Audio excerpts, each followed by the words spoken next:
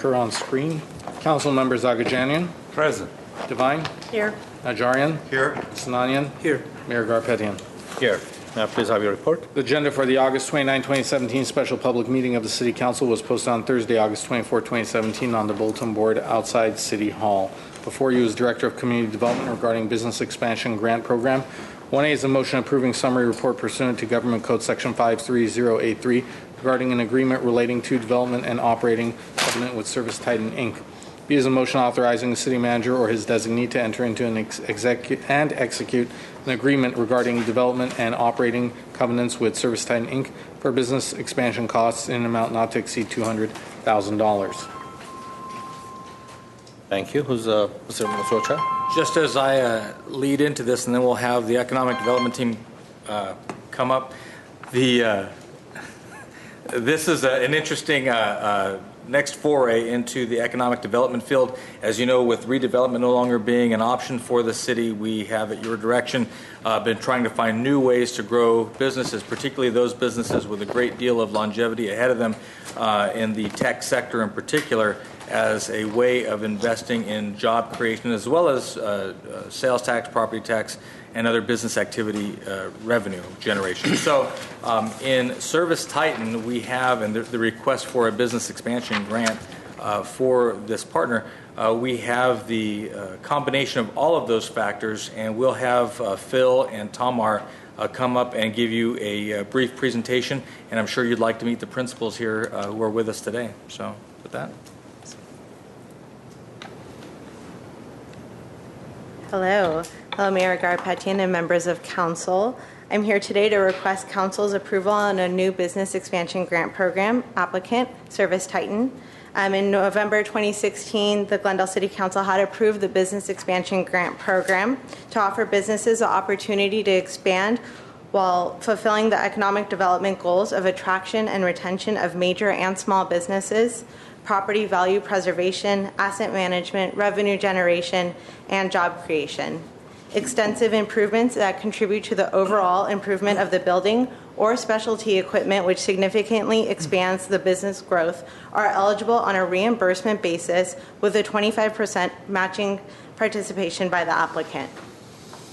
While previous grants have been focused on businesses which bolster the 18-hour day, including Breward, Antias, and Butterscotch Restaurant, which was ultimately unfulfilled, this round of grants was focused on businesses which contribute to the Glendale Tech Strategy.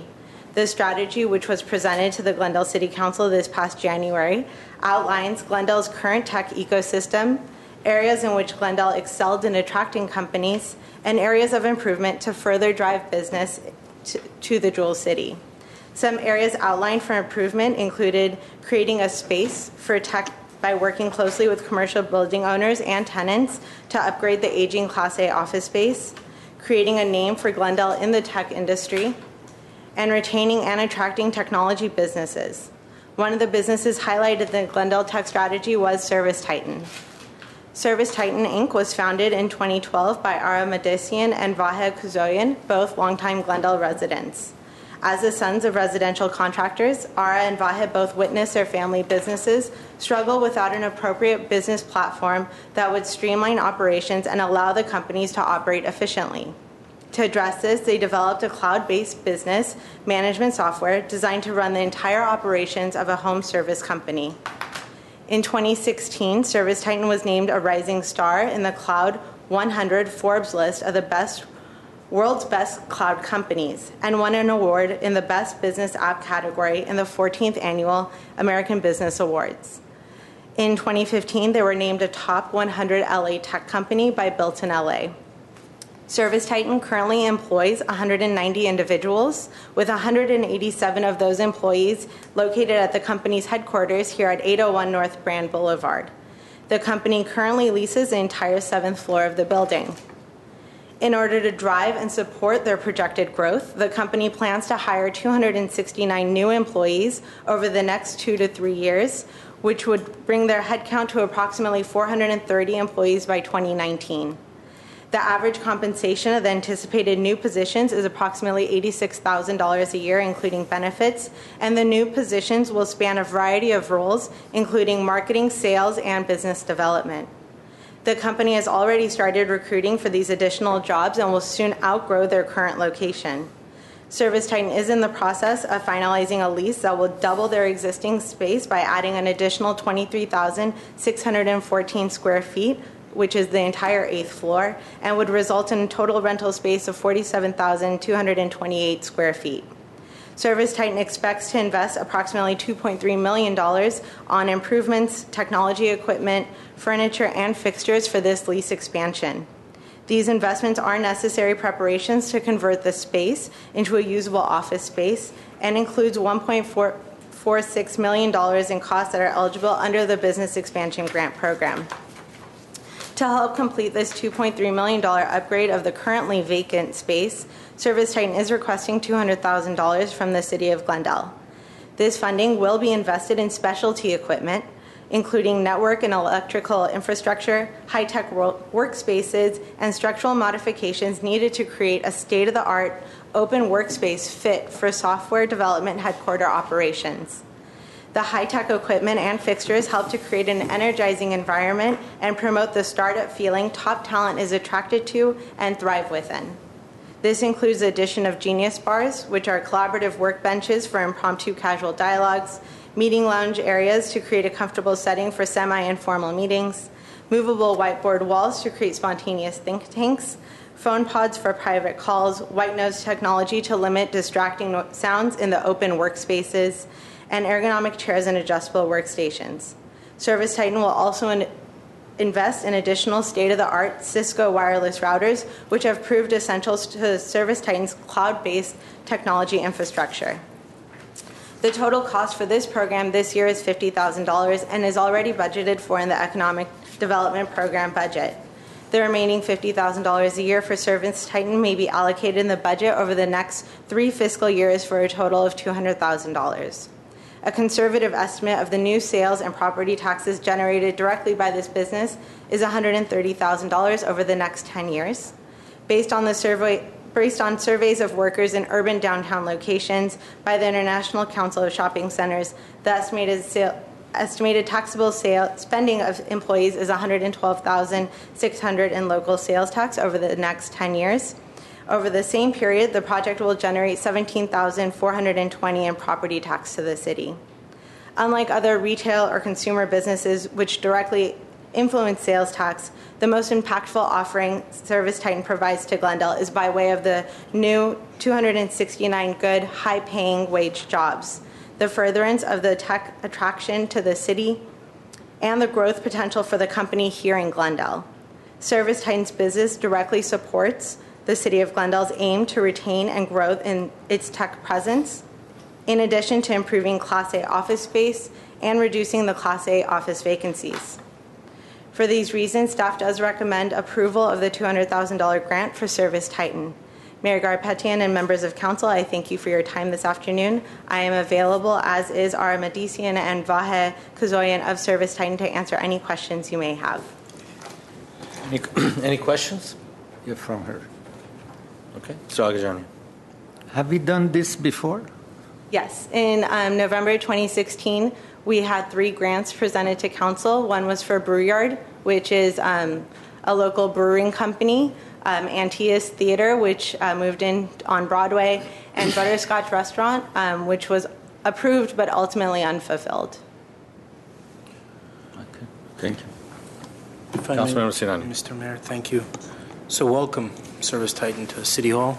I had the opportunity to visit Service Titan with our economic development staff, and we were welcomed there and had the opportunity to see what an amazing job they've done and how they've grown sort of their vision into reality, and their vision is half or a quarter completed because they intend to grow further and further.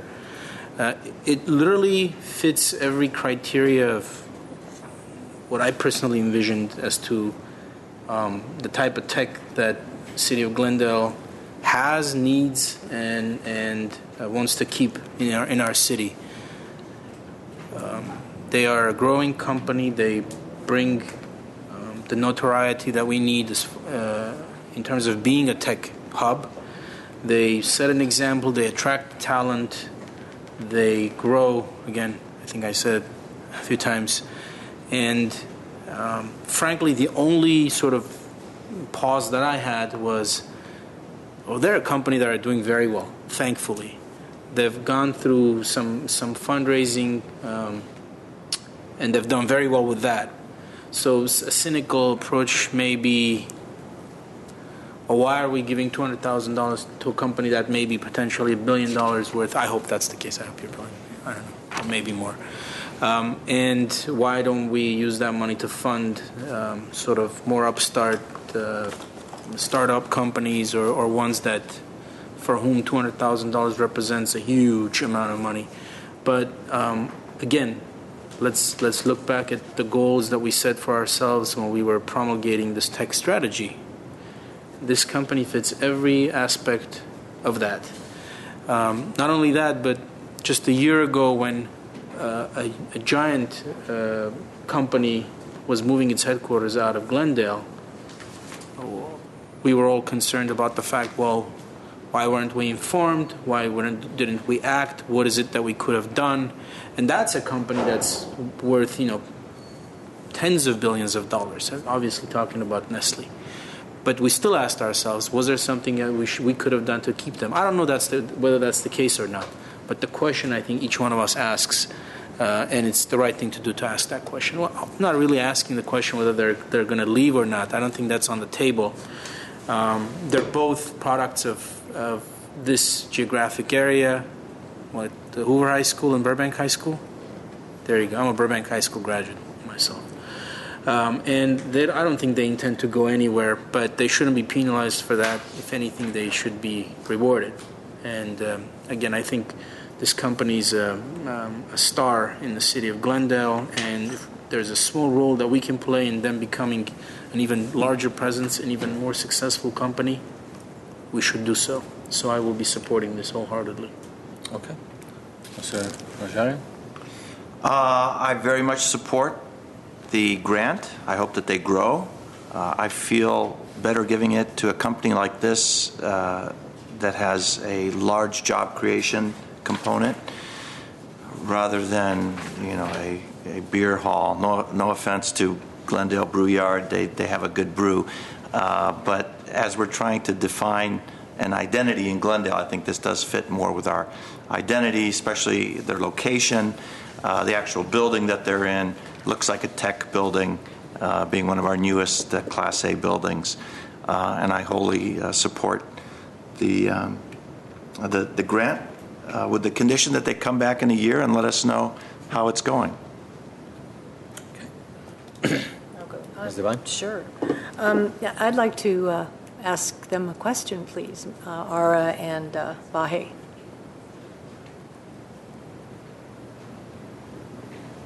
Hello, everybody. Thank Hi. you very much for having us. Hi. Thank you for being here, and congratulations on your tech business. My question to you is, you're local. You live in Glendale. Your work is here. Your business is here in Glendale. What are your intentions about hiring and recruiting in Glendale? Do you have any thoughts about that? Yeah. So, Vi and I both, our roots are from Glendale. We hope to keep them here firmly forever, and we hope to recruit as many team members as we can to the Glendale area.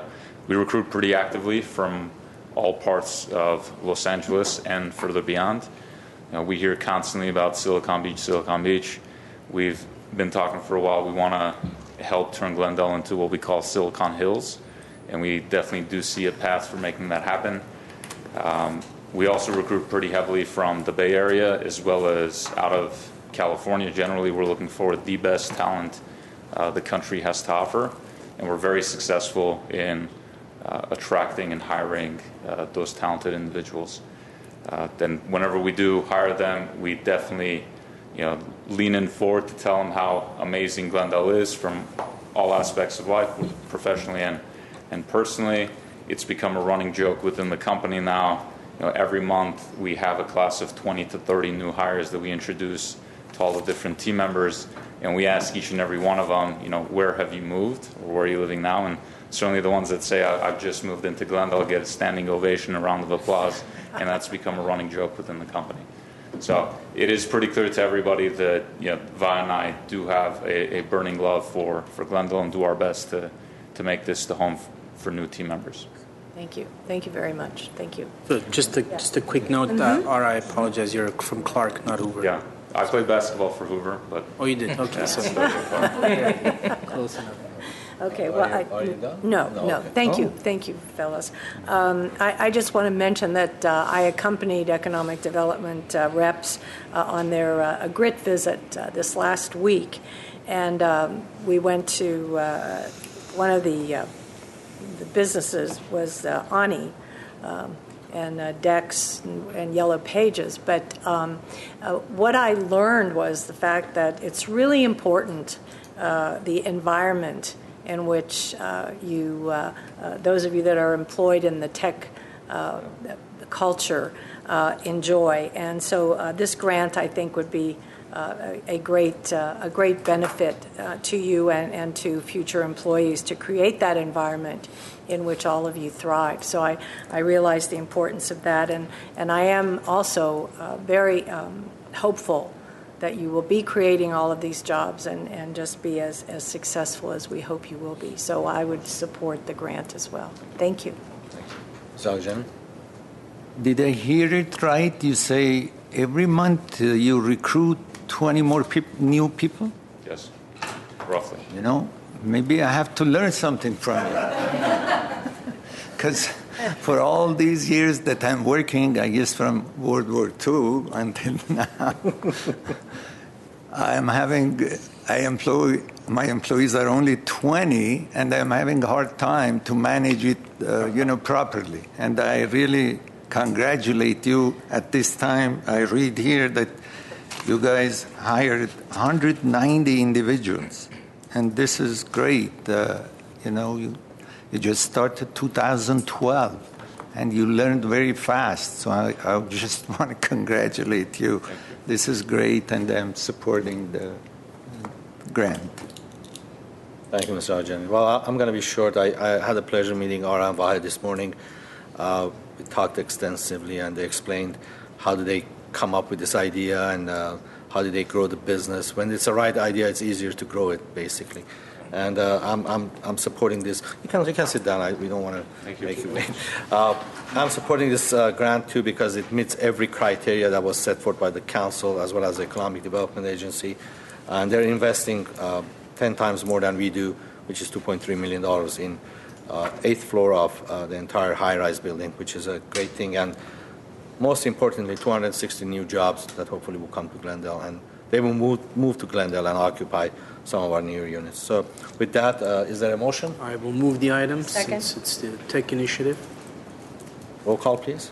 Councilmembers Agajanian, Yes. Devine, Yes. Najarian, Yes. Sinanian, Yes. Mayor Garpetian. Yes, next item, please.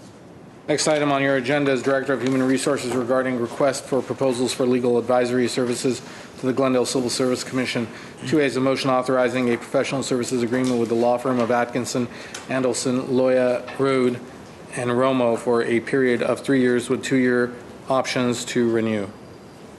Hey, Mr. Rocha. Yes, sir. We have, as you know, for our Civil Service Commission, occasion to retain outside counsel separate and apart from city attorney's office that represents the city in hearings and such matters.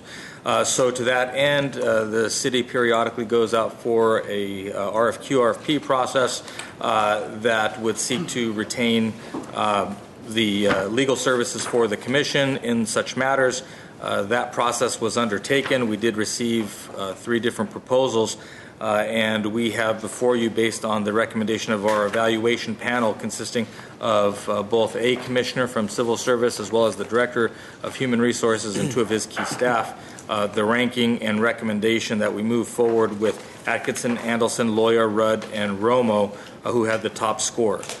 So if you have any specific questions about the process or the work that ultimately is done by the firm, Mr. Doyle certainly can answer those for you. Any questions? Mr. Najarian. Maybe Mr. Doyle can come up. We've used them before in the past, Yes, this sir. firm, Yes. and have we been happy with their services? Yes, very, very happy. It's a good firm, very well established, well grounded in labor relations, and I think what sort of pushed them over was the fact that they do have one attorney that we've worked with pretty much exclusively, but in case he's unavailable, they have at least two extremely competent backups that we could call in, so as not to delay any of our hearings or anything like that. So do they handle some of the litigation matters or the adversarial hearings as no. well? Or is this just an advisory role to the Sir, this firm will do the advisory services when we have a disciplinary appeal hearing. Pretty much that would be the extent of their role. Because the city is... Yeah, and I would point out that the law requires that the duties between the lawyer advising the commission on a disciplinary process and the lawyer that's representing the city that's pursuing the disciplinary matter, they must be walled off. And so for quite some time, going back to 20 years, we've had outside counsel advising the commission on these particular hearings. So if there were an instance where, let's say, the Civil Service Commission wanted to increase the scope of their powers, would this gentleman be representing them vis-a-vis the council? Typically, that would not be the role, and that was not within the confines of this RFP. Really, Okay. the majority of that responsibility would be our hearings and serving as the advisor for our disciplinary hearings. Okay, because I would see that as a conflict if we were to hire him and the firm and they were to advocate on behalf of the commission. So as long as we don't have any of those conflicts, We have. I'm big on conflicts, as you know. We have legal counsel, Ms. Farpetian, who is the advisor to the commission for our regular meetings. But in this circumstance, when there's a disciplinary hearing, oftentimes we'll have city attorney's office representing the appointing authority, and it just does not seem appropriate to have our in-house counsel advising on the representing the employee being disciplined, and then the advisor to the commission being within the same office, essentially. Thank you. Any other questions? I'm just sorry. Go ahead. I'm still curious. John. Exactly what these attorneys going to do again? They will advise civil service commissioners? Yes, periodically, and it doesn't happen that often, but when we have a disciplinary appeal hearing, and as the report says, the last one we had was in 2014, but when we have these hearings, we will generally have a subset of the Civil Service Commission conduct the hearing. Now, being that they are typically lay people who are appointed, they don't necessarily have the expertise in the background of labor law and how to conduct these hearings. So this individual will sit along with the commissioners and advise them on matters, procedural matters, motions, objections, things of that nature.